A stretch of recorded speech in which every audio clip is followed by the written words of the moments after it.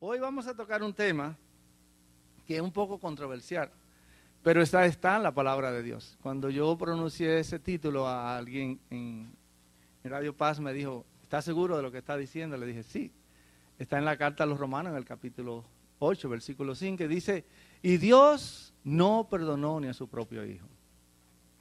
Solo Jesús está autorizado a hablar del Padre. Solo Jesús es capaz de hablar del Padre y tiene la autoridad para hacerlo. Cuando Jesús le hablaba a sus discípulos del Padre, los discípulos se llenaban de gozo y de esperanza y sus ojos como que se llenaban de ilusión. Sin embargo, un día Felipe, uno de sus discípulos, se queda mirando a Jesús y le pregunta, Maestro, muéstranos al Padre y eso nos basta. Yo me imagino la respuesta de Jesús pensando, ¿no? Viendo todo lo que estaba haciendo Jesús, mostrando realmente las señales de que el Padre estaba en él. Y entonces yo me imagino que Jesús lo miraría como diciendo, ¿de dónde vendrá este? ¿De qué planeta llegará? Pero Jesús quiso responderle y le dijo, Felipe, quien me ha visto a mí, ha visto al Padre. Y entonces Jesús le agrega y dice, si no creen en mí, que el Padre esté en mí, crean en mí por las obras que hago, que el Padre esté en mí y yo estoy en el Padre. Sin embargo, esa respuesta de Jesús a Felipe, pueden haberlo dejado un poco confundido cuando aquel Viernes Santo veía a Jesús morir en una cruz. Como que toda aquella declaración de que el Padre estaba en él como que se desvanecía. Y a lo mejor el pensamiento de Felipe ya se cambiaba por un pensamiento equivocado o de duda. Como diciendo a lo mejor, ¿cómo puede ser que este hombre esté muriendo en una cruz habiendo declarado que el Padre estaba en él? El razonamiento de Felipe es un razonamiento un poco atrevido, pero esa es su manera de nosotros mirar las cosas, que a veces vemos las cosas nuestras con la misma justicia o con la misma curiosidad que nosotros creemos que es vista por los demás. Pero pienso que muchos de nosotros en algún momento de nuestra vida hemos pensado así, que el Padre fue a lo mejor un poco cruel con Jesús al dejarlo morir en una cruz. Sin embargo, leyendo las Escrituras, en el Evangelio de Juan, el capítulo 17, versículo del 24 al 25, Jesús nos aclara un poquito más ese amor y esa relación que existía entre el Padre y el Hijo. Y por eso en este Evangelio Jesús dice lo siguiente, Padre, quiero que lo que me confiaste estén conmigo, donde yo estoy, para que contemplen mi gloria. Lo que me diste porque me amaste antes de la creación del mundo.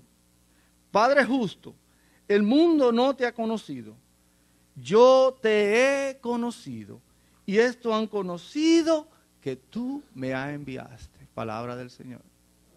Como que esa declaración de Jesús dejarían un poco confundido a los discípulos al verlo morir en una cruz, diciendo, ¿cómo va a ser que el Padre lo haya enviado? De pronto se queda sin el Padre. Pero aquí nos surge una gran dificultad a nosotros, y es la de conciliar ¿qué? La bondad o la misericordia del Padre con lo que estaba ocurriendo aquel Viernes Santo en una cruz.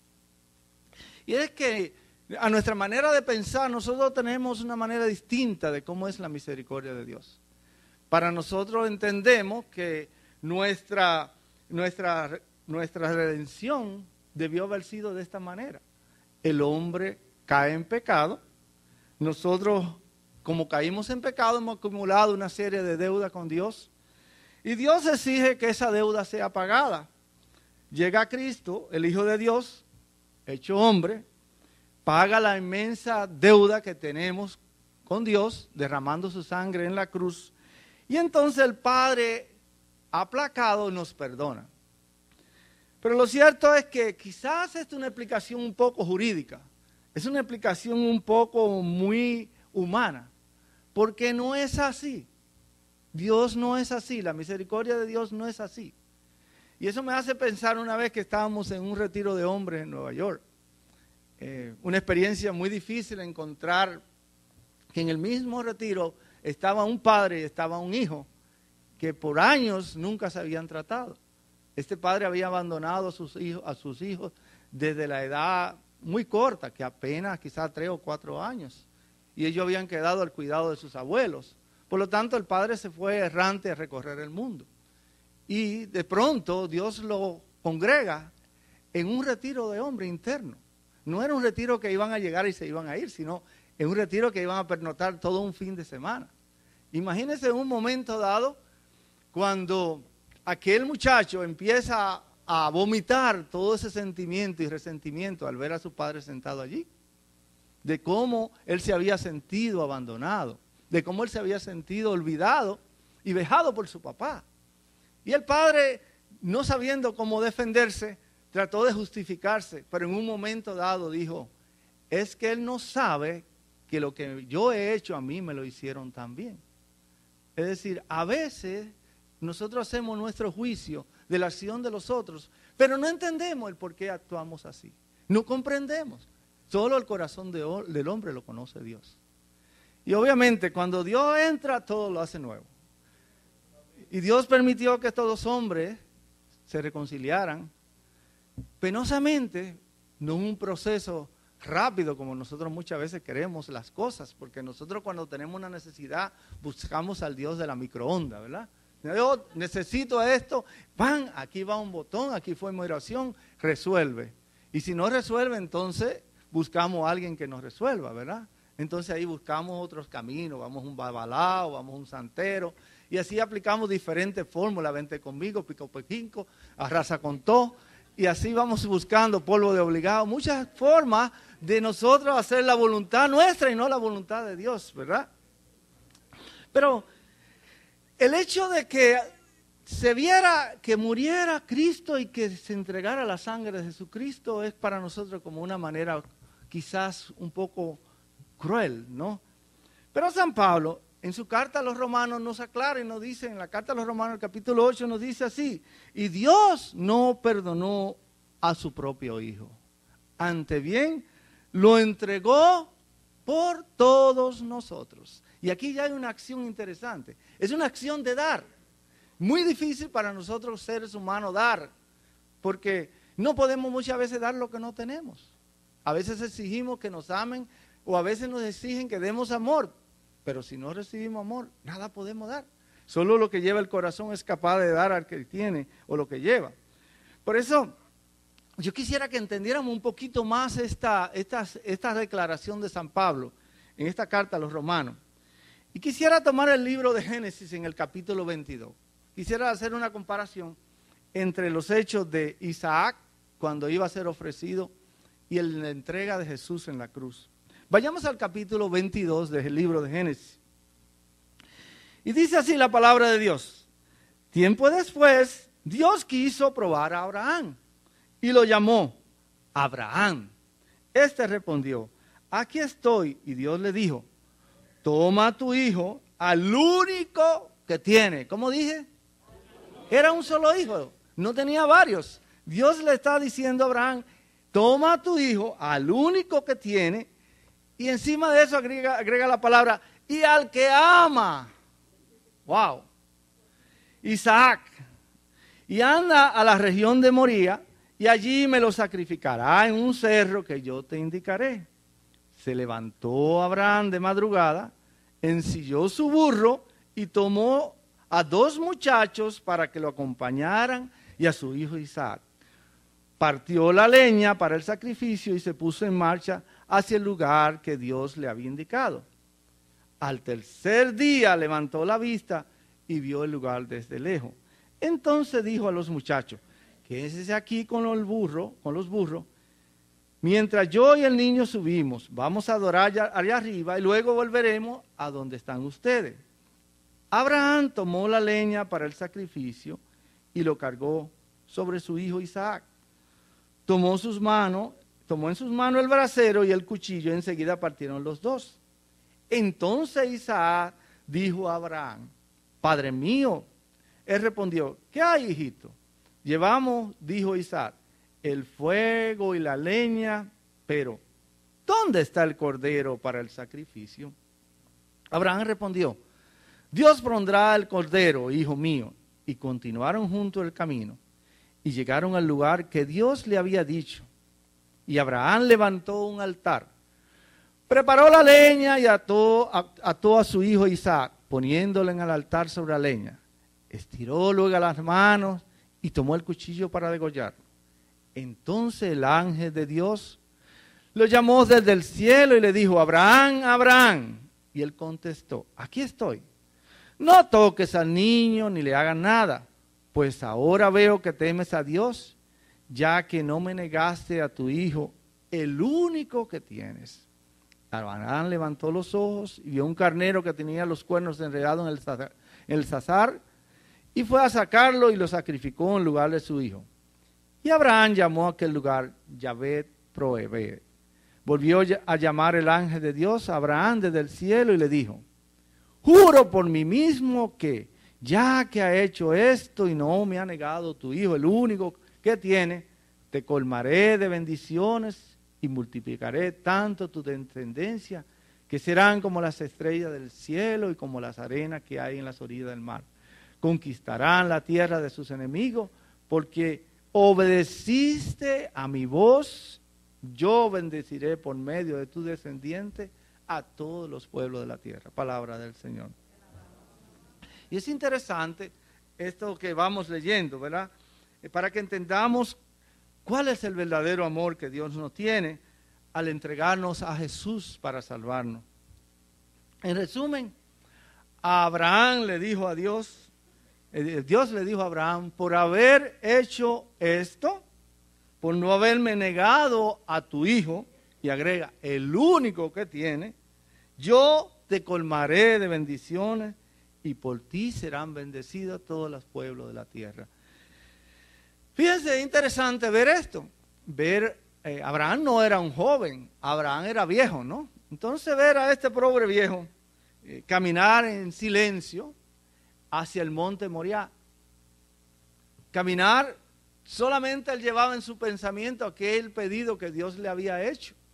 Un pedido difícil. Yo no sé si alguno de nosotros fuera capaz de entregar su único hijo, ¿verdad? El único que tiene. Recuérdense que Abraham no tuvo a Isaac a una edad muy joven, cuando era joven, sino cuando era viejo. De hecho, el nombre de Abraham significa hijo de la risa, porque cuando se lo contaron a Sara, ella se burló, ¿verdad? Se echó a reír, porque le parecía imposible, ¿verdad? Ya a la edad de Sara no había nada de posibilidad, ¿verdad? Clínicamente ni genéticamente había posibilidad ninguna, fisiológicamente menos. Entonces, cuando le narran, le cuentan a Sara lo que va a pasar, ella ya se echa a reír. Pero este era el único hijo que tenían, Isaac. Y Abraham va caminando cabizbajo, seguro pensando en lo que va a vivir o lo que va a tener que hacer muy en silencio. Abraham, yo creo que era el símbolo de Dios Padre. Como padre, Abraham también era el símbolo de Dios Padre. Y hay una comparación. Y es que Abraham va a llevar a su hijo a Jesucristo, a su hijo Isaac, hacia el monte Moriah para sacrificarlo. Pero también Dios Padre acompaña a Jesús hasta el monte Sinaí. El monte donde fue, el monte Calvario, por donde fue crucificado. Y esto nos lo confirma el libro de Génesis por la boca de Jesús el libro de Juan, en el capítulo 16. Cuando Jesús nos dice: y me dejarán solo, pero yo no estoy solo porque el Padre está conmigo. O sea, Jesús está dando una declaración aquí en Juan 16, de que Él no fue solo a la cruz. Para que vayamos entendiendo un poquito de que no es tan cruel lo que estábamos pensando sobre el Padre. Es el Padre que en todo momento acompaña a Jesús hasta la cruz. Y así lo dice Jesús. Y me dejarán solo. Y es verdad, cuando Jesús es apresado se quedó solo. Solo en la pasión estaba su Padre acompañándolo. Dice: y yo no estoy solo porque el Padre está conmigo. ¿Y quién podría, volviendo al viejo Abraham, describir los sentimientos de Abraham mientras llevaba a su pequeño al monte para sacrificarlo? Yo me imagino ese momento cuando iban por el camino, ¿verdad? Abraham en silencio, Isaac también caminando al lado de su padre. Y llega un momento que Isaac se detiene y le dice, pero papá, aquí llevamos la leña y llevamos el fuego, pero ¿dónde está el cordero para el sacrificio? Él ignoraba prácticamente que él iba a ser la víctima, que él iba a ser la ofrenda. Él no estaba dándose cuenta de lo que estaba pasando. Y yo supongo que en ese momento, esas palabras debieron haber sido muy fuertes para Abraham. Darse cuenta que no podía darle una respuesta a su hijo, pero tampoco darse cuenta que no podía negarle a Dios lo que le había ofrecido. ¿Sabe una cosa? Nosotros somos muy duchos a ofrecer. A Dios le ofrecemos de todo, pero cuando conseguimos lo que queremos, Dios, espérate un momentito, después resolvemos. Tú eres el Dios de los domingos, ahora no te necesito. Y cuando nos vemos en la necesidad, entonces llamamos al Dios bombero, ven, apaga el fuego. Buscamos a Dios cuando no interesa, cuando tenemos una gran necesidad. Y yo me imagino que ese mismo sentimiento debió haber tenido el Padre Celestial. Ese Padre Celestial que en el momento de ver a su Hijo cuando en Getsemaní, en el momento de esa gran pasión, escuchar a su Hijo decir, Padre. Dicen que la traducción no fue Padre ni Papá. Dice que la traducción de la palabra de Jesús fue Papito, Papito. Y entonces cuando exclama dice, Papi, para ti todo es posible. Pero que no se haga mi voluntad, sino que se haga la tuya. Yo estuve viendo una vez un caso en el hospital de niños aquí, y era un caso de un niño que estaba condenado a muerte de una enfermedad muy agresiva. Y por momentos yo veía que el papá tenía que salir, y yo a veces salía con él para acompañarlo, porque él no podía resistir ver a su hijo consumirse en una enfermedad tan agresiva, como era un cáncer que le devoraba minuto a minuto. Y él me decía, es que yo no puedo hacer nada. Y ver a su hijo consumido en el dolor y él sentirse impotente por no poder hacer nada. Yo comparando el sentimiento del Padre en ese momento de Getsemaní, cuando la pasión de Jesús fue tan fuerte, que dice la palabra de Dios que en ese momento Jesús, de su frente salió sangre. Yo no sé, pero yo sé que las personas que sufren de jaqueca, a veces se tienen que encerrar, se tienen que trancar en un cuarto oscuro. Mi esposa sufre de jaqueca y a veces tiene que encerrarse en su cuarto y que nadie haga ruido ni haga le enciendan las luces, precisamente porque necesitan estar tranquilos. Yo me imagino que en ese momento Jesús no tenía tranquilidad ninguna, pero tampoco me imagino cuál era la intranquilidad del Padre viendo que Él estaba decidido a hacer la voluntad de su Padre. A nosotros no es muy fácil mirar en la historia, porque vivimos el Cristo de la historia. Pero vivir el Cristo de la pasión no es fácil. Y eso es lo que nos ha olvidado. Nos hemos olvidado de la pasión verdadera de Cristo. La pasión nuestra es una pasión pasajera que se resuelve con un calmante o con una cirugía. Y hay algunos que se provocan la cirugía, ¿verdad? Porque no quieren estar gordos, o estos si están flacos, quieren verse gordos. O algunos tienen de más y se quieren quitar y otros se quieren poner. En este mundo no hay quien lo entienda, definitivamente. Pero es un mundo que vive apartado de Dios. Qué ciertas son las palabras que dicen, vino a los suyos y no le conocieron. Y quizás es una noche para nosotros empezar a pensar, ¿conocemos realmente la voluntad del Padre? ¿Cuál es la voluntad del Padre? La voluntad del Padre, yo creo que Jesús sí la entendía claramente. Y esa voluntad le hizo anegarse a sí mismo. Hay algunos teólogos que dicen que el momento de la salvación nuestra se jugó en el momento en que Jesús le dijo al Padre que se cumpliera la voluntad. Y fue en el momento de Getsemaní. ¿Y quién me podría decir lo que provocó esas palabras de Jesús en el corazón del Padre? Miren, yo supongo que Abraham hubiera preferido morir 1000 veces antes que matar a su hijo. Y por tanto, el Padre Celestial y su Hijo estaban en la pasión. Y los dos, yo entiendo ahora que los dos fueron juntos a la cruz. Los brazos de Jesús no descansaron en un madero. Los brazos de Jesús descansaron en el amor del Padre. Porque el Padre hasta ese momento estaba con él. Pero Jesús quiso cumplir la voluntad del Padre. La verdad, hermano, que si el Hijo sufrió y padeció, el Padre también sufrió y padeció. Claro que si el Padre sufre la pasión del amor, y en verdad, dicen los teólogos que la pasión de Cristo fue la pasión del amor, la pasión de la misericordia. Miren, nosotros los hombres, nosotros sufrimos, pero nuestro sufrimiento es distinto al sufrimiento de Dios. ¿Por qué? Porque nuestro sufrimiento es involuntario y es obligatorio. Nuestro sufrimiento es involuntario y obligatorio. Por ejemplo, a nadie le va a gustar contraer un cáncer.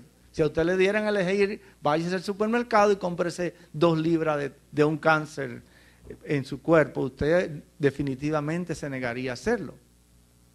Pero, como es involuntario, usted no tiene la opción. Pero quiero decirle algo, en Dios el sufrimiento es voluntario y es libre. Y eso lo confirmamos cuando Jesús dice, a mí no me matan, yo entrego la vida, nadie me quita la vida, yo la entrego. Es una opción de libertad la que hace Jesús. Y muchas personas vienen muchas veces a pedir orientación o dirección espiritual y me dicen, es que yo no puedo. ¿Por qué no puedo? Si aquel pudo, Jesús pudo de la cruz, ¿por qué tú no puedes? Y esa es la lucha que lleva el hombre, lo que se llama la lucha entre la carne y la lucha entre el espíritu. Por eso dice San Pablo, los que viven por la carne hacen las cosas de la carne, pero los que viven por el espíritu hacen las cosas del espíritu. Y dice que Dios nos ha comprado, pero nos ha comprado con la sangre de Jesucristo. Por lo tanto, nosotros tenemos un precio. Y ese precio no lo podemos desperdiciar con nuestra desobediencia a Dios. Y la verdad es que el Padre, aún siendo Padre, es decir, persona distinta, también participa del sufrimiento del Hijo, porque sigue siendo su Hijo. El Papa Juan Pablo II, en una de sus encíclicas, en Dominium Vivificanti, él decía esta frase que me tocaron mucho, decía, en la humanidad de Jesús Redentor se hace realidad el sufrimiento de Dios Padre. ¡Qué belleza! En la realidad, ¿verdad? Del sufrimiento de Jesús se hace, en la humanidad de Jesús se hace realidad el sufrimiento de Dios Padre. Pero ¿quién? La pregunta es, ¿quién es el causante del sufrimiento de Dios? ¿Quién es el causante del sufrimiento de Jesús? La respuesta es nosotros los hombres. Nosotros los hombres somos los causantes de este sufrimiento de Dios. ¿Por qué? Porque Dios había concebido un plan de gracia para cada uno de nosotros. Pero nosotros tomamos nuestro camino, nosotros pecamos, nos desentendimos de Dios y le dijimos a Dios, mira, no te serviremos. Y abandonamos la casa paterna como han hecho tantos hijos, ¿verdad? Tantos hijos pródigos. Pero si usted lee la palabra del hijo pródigo, aquí hay una experiencia y es un hijo que, el hijo menor, ¿verdad? Que sale por el mundo, malgasta toda su fortuna y después cuando se ve en su miseria humana, dice, voy a volver a la casa de mi padre y le voy a decir, Padre, he pecado contra ti y contra el cielo. Pero en la historia de nuestra salvación, el hijo pródigo, que digamos es el unigénito Jesucristo, es el hijo mayor. Es el hijo mayor que voluntariamente dice, yo veo que mi padre está sufriendo por todos los que han abandonado la casa del padre, así que yo voy a hacer la voluntad de mi padre. Yo voy a devolverle los hijos pródigos que se han perdido a mi padre para cumplir la voluntad. Porque el plan de Dios es que ninguno se pierda. Por eso la oración de Jesús dice, Padre, Padre, te ruego por lo que tú me has dado, para que ninguno de lo que tú me has dado se pierda. Y eso es entender realmente la misericordia de Dios. Todo el resto es una práctica religiosa. Dios quiere que nosotros entendamos cuán grande y profundo es su amor, que fue capaz de entregarla a la vida de su Hijo Jesucristo para que todo, y aquí hay una frase interesante, una palabra interesante, para que todo el que crea, y yo agregaría para que todo el que le crea, porque hasta el diablo cree en Jesucristo, pero no le cree a Jesucristo. Entonces hay muchos que estamos ocupando banca en la iglesia. Estamos allí haciendo un acto religioso, pero no estamos cumpliendo la voluntad de Dios. Y son tiempos difíciles, pero solamente unidos al tronco que es Jesús vamos a perseverar. Por eso dice Jesús, yo soy el tronco y ustedes son las ramas. Sin mí nada pueden hacer. El que se separa del tronco se muere. Por eso es que ustedes ven que en este tiempo de primavera siempre se podan los árboles. No es porque queremos que tenga más luz el lugar donde estén, sino porque el tronco le puede dar más fortaleza porque la rama no está tan extendida y entonces así nace el nuevo brote y le da nueva vida. Por eso es importante entender la palabra de Jesús. Cuando Él dice, si el grano de trigo no cae y muere, no da fruto. Si Jesús no hubiera muerto, hermano, a lo mejor su obra se hubiera limitado a unos pequeños ilimitados milagros, que fue lo que hizo en vida. Pero como Jesús murió y resucitó, entonces los que siguieron a Jesús se dieron cuenta que encontraban vida en Él. Por eso, el hijo mayor no espera que el padre le diga a él la orden de ve y muere por tus hermanos para que vuelvan a mí, sino que el hijo, Jesús, vuelto a su padre, le dice, tú no has querido ni holocausto ni sacrificio por el pecado. Y entonces agrega en el Evangelio, en la primera carta a Timoteo, he aquí que vengo a hacer, oh Dios, tu voluntad. ¿Y cuál es la voluntad de Dios? Nos dice el Evangelio de Juan, dice, pero la voluntad de Dios, tu voluntad, Señor, es que todos los hombres se salven. Entonces ahí está declarada prácticamente todo el plan salvífico de Dios. Jesús es que toma ahí la iniciativa y le dice, lo encontramos muy claramente en la carta a los Hebreos, en el capítulo 10, le dice, tú no has querido holocausto, Dios no quiere tu sacrificio. Hay mucha gente que se pasa todo el tiempo, no, porque yo voy a hacer un sacrificio. Olvídate, el sacrificio grande ya lo hizo Jesús en la cruz. Lo que Dios quiere es que tú le obedezcas, es que tú aceptes a Cristo Jesús como tu Señor y Salvador y que cumpla los mandamientos que Dios te ha dado. Por eso las palabras de Jesús son tan grandes cuando después de resucitar se acerca a Pedro y le pregunta, ¿Pedro me ama? Pedro me ama. Porque Jesús quería tener la confirmación de que realmente el corazón de Pedro había sido sanado por su negación. Y yo creo que Jesús nos está haciendo esa pregunta esta noche. Póngase cada uno su nombre y Jesús se está preguntando, Manuel, Luis, Pedro, María, ¿me amas? Y vuelve y te lo pregunto. Entonces te hace la pregunta porque entonces Dios quiere darte un mandato. Jesús quiere darte un mandato. Dice, ¿me amas? Apacienta mi rebaño.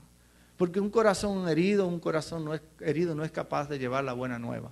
Pero un corazón sanado es capaz de dar la buena nueva de un Cristo vivo y resucitado. Por eso es imposible servir a Dios con un corazón herido. Hay mucha gente que llega aquí, tiene un encuentro con Jesucristo momentáneo, pero no trabaja en su interior, no trabaja en su yo. Su hombre viejo se queda tal cual. Entonces es como pasarle por encima a una herida un ungüento para quitar quizá la infección superficial. Pero el corazón herido no ha sido sanado. Por eso es importante que nosotros, si tenemos ese encuentro vivo con Jesús, como lo decía el Santo Padre, un encuentro de ojos abiertos y corazón palpitante, entonces no nos podemos quedar igual. Tenemos que ser transformados por la acción de su Espíritu Santo. Y esa es la llegada de su reino. Por eso es linda esta palabra. Cuando nos dice que cuál entonces la voluntad de Dios. La voluntad de Dios es que todos los hombres se salven. He aquí, hermano, cuando surge el gran misterio que celebramos el Viernes Santo. Y es que del corazón mismo de la Trinidad, del corazón del Padre, del corazón del Hijo y del Espíritu Santo, entonces nace el amor del Padre por nosotros y nace el amor del Hijo por el Padre. Es cuando nosotros vamos a entender esa relación de esa Trinidad que muchas veces no comprendemos. Por eso Jesús en en el Evangelio de Juan, en el capítulo 14, versículo 31, nos dice: has de saber el mundo que amo al Padre. Hermosa esa palabra. Has de saber el mundo que amo al Padre. Y lo estaba haciendo momento antes de ser crucificado. Como diciendo, el Padre está en mí y yo estoy en el Padre. Por eso cuando Jesús va a la cruz, el Padre también está en la cruz. Por eso no se negó a sí mismo. Entregó su vida para que todos tuviéramos vida y vida en abundancia. Hermanos, y esto es lo que significa la frase que decía al principio y que dice la carta a los romanos. Dios no perdonó a su propio Hijo. Y significa que Dios no lo ha guardado para sí como un tesoro celoso. El Padre no es solamente el que recibe el sacrificio del Hijo, sino el que hace el sacrificio para darnos a su Hijo Jesucristo. Es decir, que había una acción de dar de parte del Padre. El Padre no se guardó celoso a Jesús, sino que prácticamente lo que hacía el sacrificio de desprenderse a su Hijo para rescatar el resto de la familia, que somos nosotros. Por eso, es importante pensar en esto. Mire, si a un niño nosotros desde muy pequeño lo tomamos y le damos la certeza de que su papá le ama, habremos hecho de ese niño un hombre fuerte, alguien que se va a sentir alegre, libre y seguro de sí mismo. Usualmente cuando nosotros estamos en los seminarios de vida, en los retiros, en los renacer, en los Felipe, que hay un encuentro bien grande con el Señor, nos damos cuenta, identificamos rápidamente quién viene de una familia estable y quién viene de una familia inestable. Y cuando me refiero a estable o inestable, es por la manera en que fueron criados, por la manera en que fueron tratados. Yo siempre le cuento esa historia de ese joven panameño, ¿verdad?, que yo conocí. Ese joven que había sido abandonado por su papá y se fue a vivir a la ciudad de Panamá muy temprano, de muy corta edad. Y como no sentía afecto ninguno con su dinero, lo que hacía era irse a los prostíbulos, con el dinero que se ganaba, para tener relación con una prostituta. Y contrajo de esa manera un SIDA, un muchacho joven de apenas 23, 22 o 23 años. Y cuando me contaba su historia, yo le pregunté, ¿y qué pasó? Y él me dijo, pero mire, no me malinterprete. Yo me iba a los prostíbulos y le pagaba a la prostituta porque era el único momento en que yo me podía sentir en los brazos de alguien que me mostrara afecto. Fíjese, él pagaba para recibir amor. Y de esa manera ese muchacho contrajo esa enfermedad. Y como dice la palabra de Dios, la paga del pecado es muerte. Pero aunque muriera físicamente, aquel día le tuvo un encuentro con Jesús vivo y la paga del pecado no fue muerte, sino vida y vida en abundancia para él. Alabado sea Jesucristo. Por eso cuando le damos a la certeza a un niño de que su padre le ama, de que su padre le acepta, entonces ese niño se cree fuerte, se cree seguro de sí mismo. Y ¿sabe una cosa? Yo quisiera comparar este ejemplo con nosotros y con Dios Padre. Dios quiere que cada uno de nosotros, que nos demos cuenta de que Él nos ama, de que nos ama tanto como buen Padre, que nos entregó a su Hijo Jesucristo para devolvernos esa seguridad de su amor. Por ello, San Pablo en su carta a los Romanos, en el capítulo 8, versículo 31 al 37, nos dice, si Dios está con nosotros, ¿quién está en contra nuestra? ¿Quién nos acusará? ¿Quién nos condenará? ¿Quién podrá separarnos del amor de Dios? La espada, el temor, la angustia, los complejos del mundo, las enfermedades, la muerte. Pero agrega San Pablo, pero en todo esto salimos más que vencedores gracias a aquel que nos ha amado, Jesucristo el Señor. Esa es la certeza que nosotros quizás debiéramos recibir, de que a pesar de las necesidades, a pesar de los momentos difíciles, a pesar de a lo mejor tú tener una enfermedad bien grave y estar limitada a tu vida a pocos meses, a pesar de todo eso, nadie te separará del amor de Dios, porque Cristo ha venido para devolvernos esa vida y vida en abundancia. Por lo tanto, hermanos, en esta noche quisiera invitarlo a que nos libráramos de ese miedo. El miedo a la tristeza, a la depresión, a la angustia. ¿Sabe por qué? Porque Dios conoce y sabe lo que necesitamos, pues Él nos ama. Él nos ama y nos ama tanto que su amor fue capaz de darse, de entregarse en la cruz por cada uno de nosotros. Ojalá y esta noche nos lleváramos ese solo mensaje, ese mensaje de que Dios nos ama. Yo no sé cómo tú llegaste en esta noche, no sé cómo te sientes, solo sé que si pudieras entender cuánto te ama Dios, pudieras entonces disfrutar de esa vida, de esa libertad que Dios tiene para ti. Por eso, Dios sabe lo que tú necesitas. Pues como nos dice la palabra de Dios, Él te ama. Él te quiere hacer libre. Pues así nos lo confirma Jesús cuando nos dice en la palabra de Dios.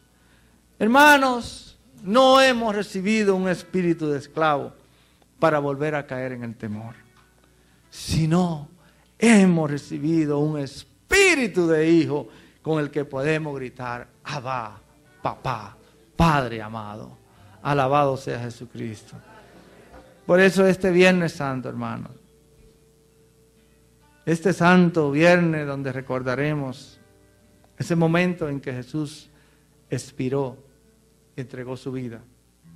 Solo recordemos lo que nos dice el libro de Génesis en el capítulo 1, 31. Y dice la palabra de Dios que cuando Dios creó al mundo el sexto día, y vio Dios y miró que lo que había hecho era bueno, dijo que todo lo que había hecho era una cosa muy buena. Hoy, Dios el Padre bueno, vuelve a mirar a este mundo. Dios vuelve a mirar tu vida. Dios vuelve a mirar la creación. Dios vuelve a mirar esta nación. Dios vuelve a mirar a tu hogar. Dios vuelve a mirar tu matrimonio. Dios vuelve a mirar tu finanza. Dios vuelve a mirar a tus hijos. Dios vuelve a mirarte a ti y repite lo que dijo en el libro de Génesis. Y vio Dios que todo lo que había hecho y ha hecho es muy bueno gracias al sacrificio de su Hijo Jesucristo en la cruz. Por ello, yo te invito en esta noche a agradecerle a Dios, porque tú eres parte de ese plan de salvación. Porque cuando Dios te creó, vio que todo lo que había hecho era muy bueno. Alabado sea Jesucristo. Bendito sea, oh Dios Padre. Bendito sea, Señor.